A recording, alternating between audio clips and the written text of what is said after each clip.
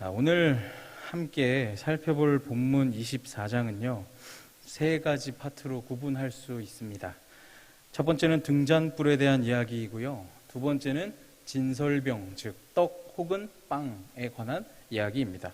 그리고 마지막, 내일 새벽에 살펴볼 마지막 단락은 하나님의 이름을 모독한 사람에 대한 처벌의 내용이 등장하고 있습니다. 오늘은 등잔불 그리고 진설병, 이 떡에 대해서 함께 나눠보려 하는데, 이러한 24장의 말씀에 중요한 점이 있습니다. 이 레위기의 율법이 이스라엘 백성들의 삶에서 실제적으로 적용되었다라는 것을 염두에 두시고 함께 살펴보시면 좋을 것 같습니다. 첫 번째는요, 등잔불에 대한 이야기입니다. 제가 사진을 준비해 봤는데요. 보신 분들도 있겠지만 등잔불이라 하면 보통 이런 사진을 나타냅니다. 우리가 흔히 많이 봤던 등잔불이죠. 감사합니다. 이스라엘 백성들은요, 여기에 등불을 피우고 그 등불이 꺼지지 않도록 유지해야 했습니다. 근데 여기에 사용되는 기름은요, 감람유입니다. 감람유, 감람나무, 많이 들어보셨겠지만 사실 이것은 올리브유를 얘기합니다. 이 중국어로 감람이라는 게 올리브란 뜻이라서 번역할 때 사실은 이게 올리브인데 감람으로 우리나라 성경은 번역을 했습니다. 엄밀히 말하면 감람나무와 올리브나무는 전혀 다른 종입니다.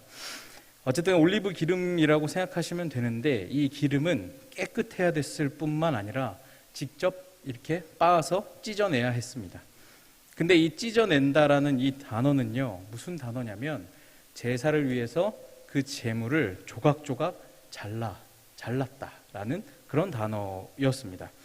그래서 아무렇게나 그냥 대충 이렇게 찢는 것이 아니라 세심하고 정성을 다해서 뽑아낸 기름을 사용했다라는 이야기입니다. 이렇게 정성스레 뽑아낸 기름으로 등불을 켜게 되는데, 이 등불은 늘 켜둬야 했습니다. 근데 기억하셔야 될 건, 이게 24시간 하루 종일 이것이 꺼지지 않도록 유지하는 게 아니라요, 저녁에 켜서 아침이 되면 끄는, 이것이 매일매일 반복되도록 했다. 그러니까 이 말씀은요, 등불을 켜는 것이 중단되는 날이 없이 저녁에 켰다가 아침에 끄고 이 날이 하루도 빠짐없이 이어지는 걸 이야기합니다. 이런 등불을요, 3절에 따르면 대제사장 아론이 점검을 해야 했습니다. 이 대제사장 아론은요, 여호와 앞에서 방금 보신 그 순결한 등잔대 위에 이 등잔들을 항상 정리해야만 했습니다. 이러한 등잔불에서 우리는 오늘 어떤 교훈을, 우리 삶에서 어떤 실제적인 교훈을 얻을 수 있을까요? 먼저는 불입니다. 불. 제사장들은 그 불이 꺼지는 일이 없도록 항상 관리해야 했습니다. 이 불은 백성들의 빛이신 하나님을 상징했습니다. 시편 27편 1절을 보면 이렇게 얘기합니다. 여호와는 나의 빛이요. 이 빛은 하나님, 여호와 하나님을 상징합니다. 이 불이 꺼짐없이 백성들 앞에 있다라는 것은 언제나 하나님께서 백성들과 함께 계시는 것을 상징했던 것입니다. 그래서 우리는 먼저 우리 앞에 이 빛이신 하나님 앞에 우리도 서야 합니다. 하나님은 항상 우리와 함께 계십니다. 우리의 삶 가운데에서 예수님을 따라가며 하나님께서 기뻐하시는 하나님의 나라 백성으로 우린 살아가야 합니다. 또한 빛이신 하나님, 우리와 함께 계신 하나님을 의지하며 신뢰하며 나아가야 합니다. 여호와 앞에서 우리의 믿음의 그 불이, 우리의 그 신앙의 불이 꺼지지 않도록 그 불을 우리 삶 가운데 켜둬야 하는 것입니다. 또한 우리를 방금 보셨던 그 등잔의 비유를 해본다면, 하나님께서는 타오르는 불입니다. 우리는 등잔입니다. 우리는 우리 삶에서 끊임없이 빛이 나도록, 그 불이 타오를 수 있도록 하는 이 등잔의 역할을 해야 하는 것입니다. 우리의 삶 가운데, 이 죄악된 세상 가운데 복음의 불길이 타오를 수 있도록, 하나님의 사랑이 비춰질 수 있도록, 여러분을 통해서 예수님을 만날 수 있도록 그 등잔의 역할을 여러분이 감당하셔야 됩니다. 여러분의 삶 위에서 그 예수님의 불이 타오를 수 있도록 여러분은 그 등잔이 되셔야 합니다.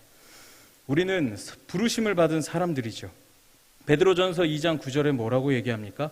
너희는 택하신 족속이요 왕 같은 제사장들이요 거룩한 나라요 그의 소유가 된 백성이니 이는 너희를 어두운 데서 불러내어 그의 기이한 빛에 들어가게 하신 이의 아름다운 덕을 선포하게 하려 하심이라. 아멘. 이 그리스도의 빛을, 하나님의 빛을 세상 가운데 비추도록 저와 여러분은 부르심을 받은 사람들입니다. 그러므로 이 사명을, 이 등잔의 사명을 잘 감당해내시는 여러분들이 되시기를 바랍니다. 이러한 등잔불을 켜기 위해서 아까 어떤 기름을 사용한다고 기억나십니까?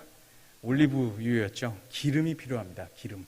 이 불이 타오르려면 기름을 보충해줘야 됐습니다. 성경에 대체로 기름은 무엇에 비유되곤 했습니까? 성령입니다. 성령. 성령 하나님입니다. 이 등잔이 꺼지지 않기 위해서 끊임없이 기름이 매일매일 공급되었듯이 우리의 삶도, 여러분의 삶도 하나님의 빛을 비추기 위해선 이 성령 하나님의 기름 부으심이 필요하다라는 것입니다. 우리는 나약하고 연약합니다. 우린 기도하지 않습니까? 주님의 도움이 없이는 아무것도 할 수 없습니다 라고 우린 고백하며 기도합니다. 우리가 매일매일 성령의 능력을 입지 않는다면 이 세상의 파도 가운데 그저 휩쓸려 나가버릴 것입니다. 바울은 뭐라고 얘기합니까? 에베소서 5장 18절에 보면 오직 성령으로 충만함을 받으라 이렇게 명령합니다. 우리 안에 이 기름 부으심이 있어서 성령의 불이 타올라야 이 어두운 세상 가운데 빛된 삶을 살아갈 수가 있는 것입니다. 성령의 충만함을 위해 기도하십시오. 예배에 힘쓰시고 믿음 생활에 힘쓰시는 저와 여러분들이 되시기를 바랍니다.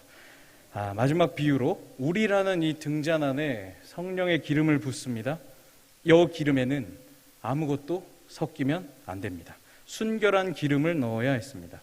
한때 우리나라에서 주유소에서 기름에 물을 섞어서 팔다가 난리 난 적이 있습니다. 기름에는 아무것도 섞여서는 안 되는 것입니다. 우리의 삶 가운데 여러분이라는 그 등잔 가운데 이 성령의 기름 부으심 외에는 어떠한 것도 섞여서는 안 된다라는 것입니다. 우리의 죄, 우리의 욕심, 더러운 것들, 우리 일상생활에서 거룩함, 순결함을 위해서 달려가셔야 됩니다. 점검하셔야 됩니다. 아론이 저녁부터 아침까지 항상 등잔불을 정리하고 관리했던 것처럼 점검하시고 또 점검하셔야 됩니다. 우리의 삶을 비치신 주님 앞에 비추시며 점검하시는 여러분들이 되시기를 소망합니다. 두 번째는요, 진설병에 관한 규례입니다. 진설병. 우리 5절과 6절을 다시 한 번만 함께 봉독해 보겠습니다. 5절과 6절입니다. 시작. 너는 고운 가루를 가져다가 떡 12개를 여호와 앞 순결한 상 위에 2줄로 한 줄에 6씩 진설하고. 여기까지요. 하나님 앞에 항상 진설해 두어야 할, 항상 가져다 둬야 할 떡, 빵에 대해서 다루고 있습니다. 이 떡은요, 총 12개를 만들어야 됐습니다. 이 12개는 무엇을 상징할까요? 12지파를 상징합니다. 재밌는 건 이 성경에 구체적인 레시피가 좀 등장했다라는 겁니다. 눈치채셨습니까? 각 덩이를 10분의 2 에바로 하여 만들랍니다. 10분의 2 에바라 함은 요즘 시대로 환산해보면 대략 4.4리터 정도가 됩니다. 1리터에 1kg니까 4.4kg가 되겠죠. 빵 하나에 4.4kg의 밀가루로 구워야 됐습니다. 제가 제빵 전문가 저희 아내에게 자문을 구해봤는데요. 요만한 식빵 하나에 밀가루가 얼마나 들어갈 것 같습니까? 300g이 들어간다고 하더라고요. 그러면 이러한 식빵이 300g이니 대략 이 크기는 이 식빵 15개 분량의 크기, 그러니까 실로 엄청난 크기였습니다. 이 12개의 떡은 12지파를 상징하며 하나님 앞에 항상 진열되어 있어야 했습니다. 이 떡은요, 등잔대의 정면에 놓여 있었습니다. 이 등잔불이 이 떡을 향해 항상 비추도록 되어 있었던 것이죠. 이 장면이 이해가 되십니까? 그러므로 이 등잔대와 이 떡, 진설병의 조합은 하나님과 백성의 관계를 나타내고 있던 것입니다. 하나님께서는 이것을 영원한 언약이라고 오늘 말씀하십니다. 하나님의 언약을 상징하는 장면이었던 것입니다. 먼저 이 떡을 하나님께 올려드렸듯이 하나님의 백성인 우리도 하나님께 우리를 올려드려야 하는 것입니다. 하나님께 온전히 헌신하셔야 함을 보여주고 있습니다. 우리 또한 예수님과 같이 우리를 온전히 주님께 올려드리는 헌신된 삶을 살아가셔야 합니다. 우리는 그리스도의 보혈의 공로로 그 핏값으로 구원을 받았고 오늘도 살아가기 때문입니다. 고린도전서에서도 이러한 이야기를 바울이 하지 않습니까? 우리 고린도전서 6장 19절 20절을 함께 한번 봉독해 보도록 하겠습니다. 시작. 너희 몸은 너희가 하나님께로부터 받은 바 너희 가운데 계신 성령의 전인 줄 알지 못하느냐? 너희는 너희 자신의 것이 아니라 그런즉 너희 몸으로 하나님께 영광을 돌리라. 우리가 우리의 것이 아니라고 얘기합니다. 하나님의 소유가 되었기 때문에 우리의 뜻대로가 아닌 하나님의 뜻대로 살아가셔야 하는 것입니다. 하나님 앞에 오늘 이 진설병처럼 온전히 드려진 자들이 되시기를 바랍니다. 이것이 오늘 구원받은 백성들의 합당한 삶의 태도인 것입니다. 한번 상상해 보시죠. 이 장면을. 이 떡이 등잔대의 정면에 놓여 있습니다. 항상 주님께 진열되어 있어야 했습니다. 이 등잔불은 이 떡을 향해 항상 빛을 비추고 있었습니다. 이 등잔불이 하나님이라면 떡인 우리 앞에 하나님께서는 항상 꺼지지 않고 계속해서 켜져 있는 것입니다. 그러므로 거룩하신 하나님과 우리가 서로 마주보고 있는 것, 이러한 장면으로 우리는 상상해 볼 수 있습니다. 이것은 하나님의 백성이 항상 하나님의 임재 앞에 살아가는 것을 상징합니다. 이른바 많이 들어보셨겠지만 코람데오라는 이야기입니다. 들어보셨습니까? 코람데오, 라틴어로 하나님 앞에서라는 뜻입니다. 이 단어가요, 종교개혁자들에게 가장 중요한 문구 중에 하나였는데 이 사람들에게 하나님의 백성, 즉 성도들이란 항상 하나님 앞에 서 있는 것처럼 사는 사람들이란 뜻이 있었습니다. 21세기에 가장 큰 영향력을 끼친 사람이라고 하면 여러분은 누가 제일 먼저 떠오르십니까? 가장 대단했던 사람, 큰 영향력을 끼쳤던 사람. 저는 여러 사람이 떠오르지만 제가 쓰고 있는 핸드폰 애플의 창업주인 스티브 잡스가 생각이 났습니다. 이 사람이 이야기가 되게 여러 가지가 있는데요. 제가 처음 군대에 이제 입대할 때만 해도 제 핸드폰이 뭐였냐면요. 기억하실지 모르겠지만 햅틱이라는 핸드폰이었습니다. 옛날에는 스카이라는 핸드폰이 있었거든요. 여러분 기억하실지 모르겠지만 그래서 이렇게 카메라가 이렇게 뒤에서 이렇게 샥 올라오기도 하는 그런 핸드폰이었는데 제가 이제 전역할 때쯤 되니까 새로 들어오는 친구가 자기 핸드폰이라고 딱 들고 왔는데 전혀 처음 보는 핸드폰을 들고 왔습니다. 그게 최초의 아이폰, 우리나라에 들어온 아이폰이었죠. 이게 뭐냐고 제가 너무 놀라서 이걸로 인터넷을 하길래 이게 뭔데 이걸 핸드폰이냐고 하냐고 어디 거냐고 물어봐서 전역하고 저도 바로 이걸로 바꿨던 기억이 납니다. 근데 이 스마트폰, 지금 이것이 없는 삶은 상상할 수 없죠. 네. 이 손 안에 들어와 버린 컴퓨터. 근데 이 사람이요, 이 스티브 잡스가 대단한 건 개발할 때 먼저 디자인 그리고 기능, 제품을 구상을 먼저 하고 이 엔지니어들에게 현실화를 시킬 것을 요구했다 합니다. 그러니까 기술 개발을 먼저 하고 만드는 게 아니라 내가 이런 걸 만들고 싶으니 한번 해봐라. 이렇게 되는 것이죠. 당연히 이 엔지니어들은 엄청나게 고생을 많이 했다고 합니다. 그래서 여차저차해서 만들어서 이 시제품을 스티브 잡스에게 가져가면 이 스티브 잡스가 꼭 이걸 열어봤답니다. 이걸 꼭 열어봐서 안에 부품 배열을 보고 다시 만들어와. 이렇게 항상 얘기했다고 합니다. 그래서 어느 하루는 이 기술자가 또 이렇게 열어보고 반려하니 버럭 화를 냈다고 합니다. 대체 이 안에 있는 걸 누가 본다고 맨날 이렇게 보시고 뒤로 반려하십니까? 화를 냈던 것이죠. 스티브 잡스가 뭐라고 하겠습니까? 내가 본다. 내가 보니까 제대로 만들어라. 이렇게 이야기를 했다고 합니다.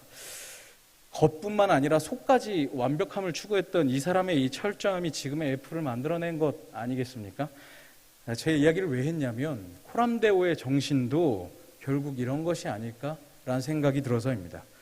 우리가 하나님 앞에 살아갈 때 이 사람이 보든지 안 보든지 항상 하나님 앞에 서 있는 것과 같은 마음을 가지고 살아가야 하는 것이죠.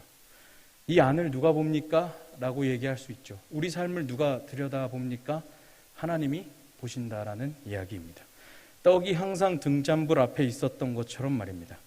코람데오의 정신으로 살아가는 사람들은요, 사람들이 보던 보지 않던 항상 하나님께서 나를 바라보고 계심을 인식하고 거룩하며 정결하게 살아가는 사람들입니다.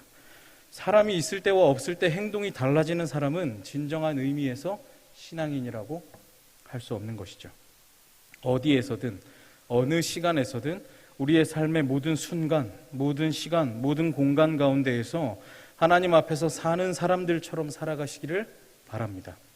주일뿐만 아니라 우리의 일주일의 모든 시간을 거룩하게 살아가시는 저와 여러분들이 되시기를 소망합니다. 말씀을 마치려고 합니다. 오늘 말씀에서는요, 우리가 어떻게 살아가야 되는지에 대해서 등잔불 그리고 진설병으로 배워봤습니다.